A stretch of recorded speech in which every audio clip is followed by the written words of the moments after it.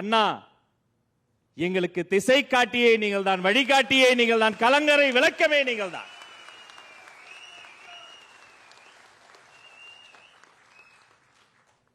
இந்த புத்தகம் என்பது வைகோ என்ற பார்லிமெண்டேரியனுடைய டாக்குமெண்டேஷன் அல்ல, இந்தியா என்ற பெருந்தேசத்தின் நாடாளுமன்றத்தினுடைய சரித்திரத்தின் ஒரு பகுதி இந்த புத்தகம்.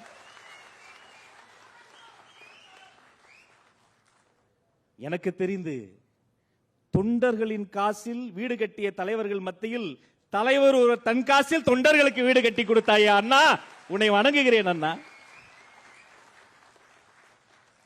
துரை அவர்களிடம் சொல்லி இருந்தேன், நான் மட்டும் அமைச்சராக மட்டும் இல்லை என்றால் இந்த அரங்கத்தின் கடைசி வரையில் நின்று அமர்ந்து அண்ணன் வைகோ வாழ்க என்று பார்வையாளனாக வந்திருப்பேனே அண்ணா.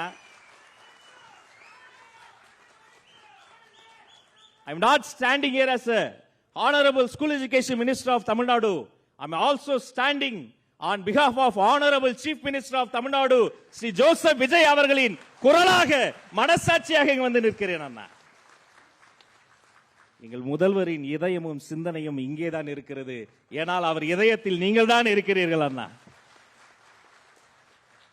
எதை சொல்வது எதை விடுவது, சுருக்கமாக சொல்ல வேண்டிய காலத்தின் தேவை கருதி நாடாளுமன்றத்தில் ஒருவர் எப்படி பேச வேண்டும் என்பதற்காக மட்டுமல்ல, இந்த நாட்டிலேயே ஒருவர் எப்படி பேச வேண்டும் என்பதற்கான பாட புத்தகத்திற்கு கை கால் முளைத்தால் அதன் பெயர் Vaiko. Politics every single second, ஒவ்வொரு நொடி பொழுது மாறிக்கொண்டிருக்கிறது. பல்வேறு சம்பவங்களை நாம் பார்த்துக் கொண்டிருக்கிறோம். சில சமயங்களில் அநாகரிகமான தோற்றத்தை அது தொட்டு விடுகிறது. ஆனால் ஒரு பெருமை என்ன தெரியுமா, நீங்கள் 1000 கோடி கொடுத்தால் கூட அநாகரிகமாக அரசியலில் பேசாத ஒரு மனிதர் இருந்தால் அது வைகோ.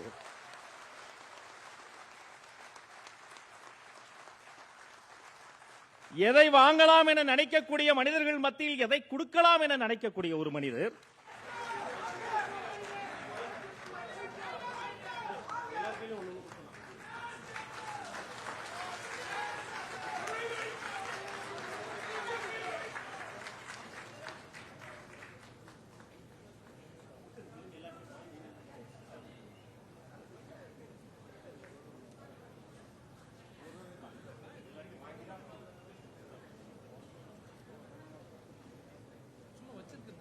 புக்கு மட்டும் கொடுங்க, புக்கு மட்டும் கொடுங்க.